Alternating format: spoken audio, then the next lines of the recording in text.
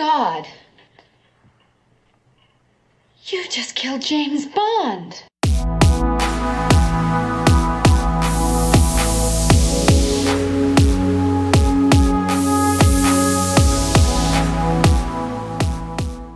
Before we start, don't forget to check out our official shop at shopq2cast.com, where you can get an additional 15% off your purchase for a limited time only. Use the promo code TREAT15 at checkout.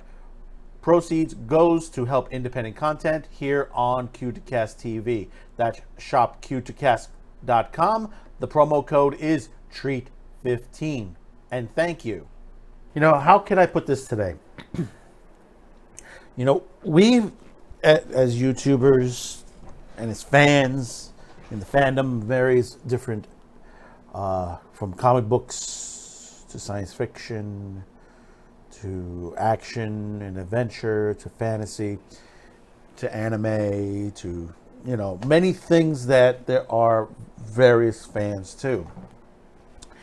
And what has happened, and you've seen this, is the way the industry has been moving along and just completely ripping the previous franchises apart, the previous tales apart, the movies, the things, you know, stuff that I grew up on. I mean, I grew up, I was born in the late 60s, grew up throughout that era to today. And there was some great films back. And, you know, one of the reasons Saturday Pre-Flight on Q2Cast TV is available is for the reason is that there are movies out there, especially like the one last week we just did on To Live and Die in LA, that people have forgotten how good it is.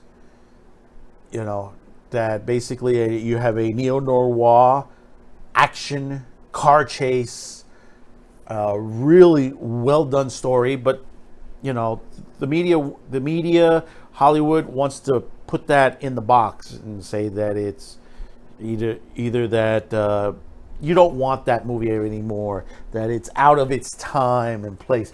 You know, we need movies that have a radical, you know, tone to it, that basically it is done for the modern era.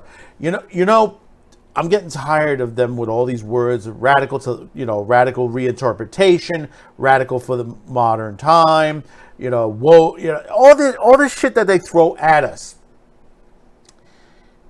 And they, you know, think that they're doing good with the viewers, and actually they're doing horribly. They said they can't make a film from back then. They can't make a Blazing Saddles today. They can't make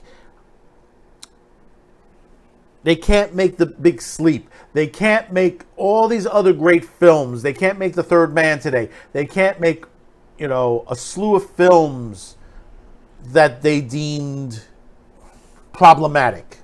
Let's put it that word. Yeah, that's it. That's the word that I'm looking for. Problematic. But yet, these are great films prior to that.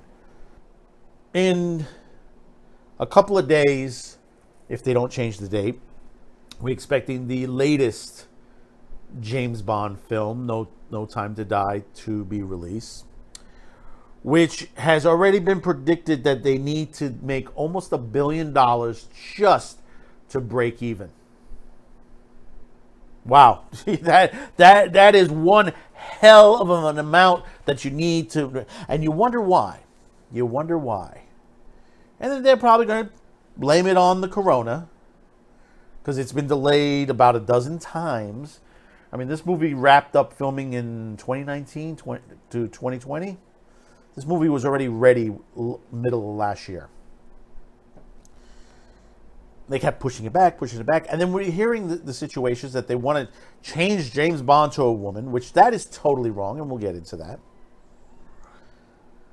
And he said, we can't have the James Bond we had in the past because from what the current director has said, Cary Fukunaga, that he was drapey. That the original Sean Connery, James Bond, Gentleman Spy, was drapey. I don't know what it is with all these movie companies, or why they keep hiring people like this. You know, Neurotic said it right. If they say these terminology, make it for the modern era and stuff like that, run away. And they say, well, we can't make anything beyond this, you know, because of the time period. You know, run away from these people. These people do not need to be writing movies or directing movies or TV series today. Because all they are radicals. All they are activists. That's all there is. Tarantino said it best. There's nothing but activists in Hollywood right now. There's all ideologists, not artists. Filmmaking is an artistry. There are some great films in history. The early James Bond films are some of them. And to hear what they're going to do with No Time to Die, which is, you know, I already said it's going to be a failure out of the box, no matter how much money it is. This is no longer James Bond. We're going to read a little bit of this from Sean Trent over at Mounting into Comics. The director of the upcoming James Bond film, No Time to Die, Cary Fukunaga, recently admitted that the movie is woke. See, he's not trying to hide this. While trying to deny rumors that writer Phoebe Waller-Bridge was brought in to wokeify the film. You know, they say, well, it's woke, but it's not woke. It's one or the other. In an interview with The Hollywood Reporter, Fukunaga discusses how he is modernizing James Bond for the post-Me Too reality. See, that's the danger right there, those words. We continue to hear those words constantly. According to that Hollywood Reporter, Tatiana Siegel. First, the director accuses James Bond of drapey in the past films. He states that it's Thunderball or Goldfinger. Which one is it, Thunderball or Goldfinger? Where it's likely basically Sean Connery drapey's a woman. No, he didn't. He adds, she's like, no. And he's like, yes, that wouldn't fly today. Taking it way out of context if you've not seen these scenes. You have to remember one thing. James Bond is a spy. He has to act as a spy to get the information that he needs. If he has to be a bit romantic to the situation, that's the way it is. It's not a drapey scene in either one of those movies. In Thunderball, Bond, played by Connery, has a flirtatious relationship with Patricia, played by Molly Peters. After Bond is almost killed on the wreck, she tells him, you better come along with me. Spends a few minutes in the steam room. It'll help you relax. It might shrink you back to size.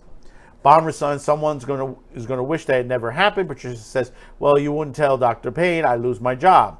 To which Bond says, I suppose my silence will have a price. And then Patricia then flirts back with a wagging finger at him and smiling, you don't mean, oh no. Bond says, see that right there, she was flirting with him. It says it right there. She then proceeds to open the steam room and they enter inside Bond. In the Goldfinger, Bond and Pussy Galore, played by Honor Blackman. And if you've not seen anything else Honor Blackman has done, if you've not seen her in The Avengers, and that's prior to the Diana Rigg. Diana Rigg replaces Honor Blackman. She was very sexy in that one as well. Tussle in a barn with both of them throwing each other around. Yeah, that's a little foreplay if you understand that. After Bond tosses Galore on the bay of hay, he sits down on her and Galore attempts to kick him and blocks him and then pins her down. As he on top of her, she keeps him at bay with her arms stretched out, but appears to smile and then moves in. She moves in on her head back and forward to avoid Bond. However, as she continues to get closer, she eventually embraces him in a kiss and relaxes her hands. By the end of the film, Pussy Galore and James Bond avoid getting rescued and enjoys each other's company. See, the thing about it is, most of these guys, they haven't seen the movie. They may have, in a way, they may have flipped through, as they say, the just the little parts left and right, scenes from YouTube, as they say, the little scenes from YouTube. They haven't seen the whole film from beginning to end. After calling Bond a drapist, Fukunaga then attempted to refute the idea that Phoebe Waller-Bridge was brought in onto the film to make the Bond more woke. He said, I think an expectation of female writing, very strong female role, but that's something Barbara already wanted, Barbara Broccoli. From my very first conversation with Broccoli, that was a very strong drive. See, I don't know what's going on with Barbara Broccoli. You know, she wants to change this situation, but you have to understand, this is not the James Bond originally that was James Bond in the 50s and the 60s. You can't change Bond overnight into a different person, but you can definitely change the world around him and the way he has to function in the world. No, you don't have to change the world around him. The director then concluded, it's a story about a white man as a spy in the world, but you have to willing to lean into the work to do the work to make female characters more than just contrivances.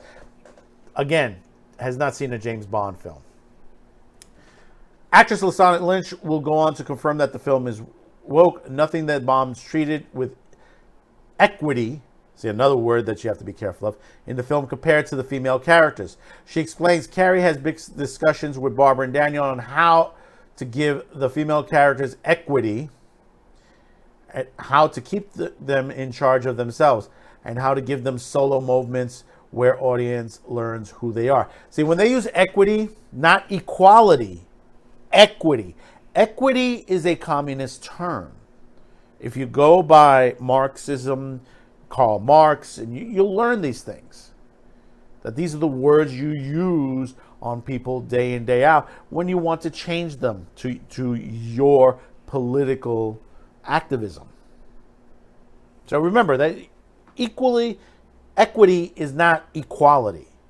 It never will be.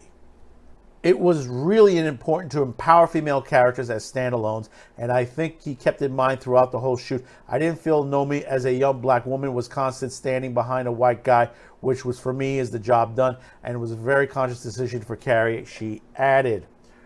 Broccoli would also admit that the film is woke, and I think people are coming around with some kicking and screaming. No, we're not coming around. It's crap. Crap is crap. You can't shine shit. To accept this, to accepting the stuff is no longer acceptable. Thank goodness. Bond as a character was written in 1952, and the first film, Dr. No, came out in 1962, which is a great film. But they're also missing out. There's something in between here. They forgot about Casino Royale, which was the short. He got a long history, and the history of the past is very different to the way it is being portrayed now, she added. On this topic, the New Twitter claims that Lynch will be the 007 in the upcoming film. See, the thing is, they claim that the ceiling is being broken with Lashana Lynch, that there's not been a black woman in the Bond era, forgetting about these 3 films. And there's one particular film that MGM and Broccoli had the chance and they didn't take advantage of the situation. Whereas you had a black spy played by Halle Berry in Die Another Day, and you wanted to spin off the Jinx character to her own series. And this is back in 2002. And they never did it. They decided not to do it. Why? Because they didn't think people would accept her. Why not? She was a good actress. She's been in many various films. She can carry a character. Giving her the role to continue on from a James Bond film into her own series would have been betterly accepted than what you're doing now. This gets me. Do you know why The Man from U.N.C.L.E. movie did well? The movie with Henry Cavill? Because they took it from the era of The Man from U.N.C.L.E. It wasn't done for the modern era, for the modern audience. The stupidity in Hollywood is that they expect everything to be written as if it was 2021. We seeing movies that are race swapped. We seeing historical characters race swapped, gender swapped, or made gay when they're not supposed to be. I mean, we're seeing this in the comic book industry. They're taking characters and making them gay when there have been gay characters in the comic book industry.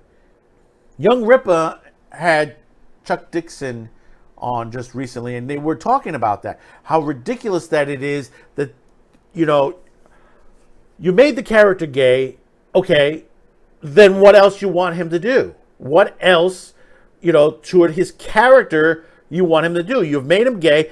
You know, that's it. That's it. You're not going to change, you know, what he's doing, you know, how he's feeling in the whole situation. No, you have to be a political hack because you feel that, you know, we need these characters. There are plenty of characters on the board. And as I said before, the glass ceiling has been broken for decades. Plenty of great women actresses with plenty of great roles. There have been LGBTQ representations in many different films on there. There have been women directors in the industry for decades. All the way back to the middle of the silent era to the beginning of the talkie films. There has been women in the business. It's just that people, a small, minute people are out there telling you, no, this can't happen. This never has happened. It's the same way they tell you, oh, that Black Panther, the first black superhero on there, but forgetting Blade and Mantis and many other films and TV series that have been out. They've had representation as superheroes, black, Hispanic, many different films that have been out for many years.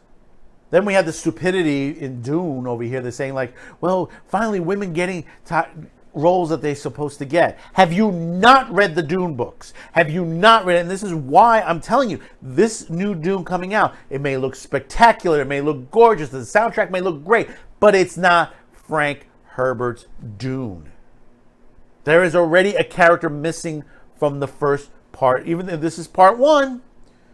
If you're going to introduce him in part two, this is the most stupidest thing, because this particular character, Fade Ralph, is an important part of the story, and it's supposed to be introduced straight out. But this is the mentality. This is the mentality of Hollywood. You know, there's a strike lingering right now in the industry. It's going to shut everything down for a while. If that happens, oh man, I hope they clean up at that point. I hope the independent filmmaker takes this moment to move ahead. The guys that are making small little films that are really good, to move ahead and create some great films. You know, we talked about Last Night in Soho. That looks very good. There's a couple of other films in the roster that's coming out. But meanwhile, companies like Disney and MGM and all that, bringing out films that just basically are reboots, reinterpretations, made for the modern era. MGM wanted to sell off Bond. They know, they already know this movie is not going to make them money. They already know this. If you're going to make a James Bond film today, if it was me, I would stay in the Cold War era. I would stay with the characters that have been made for many years. You can create new stories. If The Man from U.N.C.L.E. can be created in that era, that Cold War era, and be successful that it is, that should have gotten a sequel right there. It was very well done.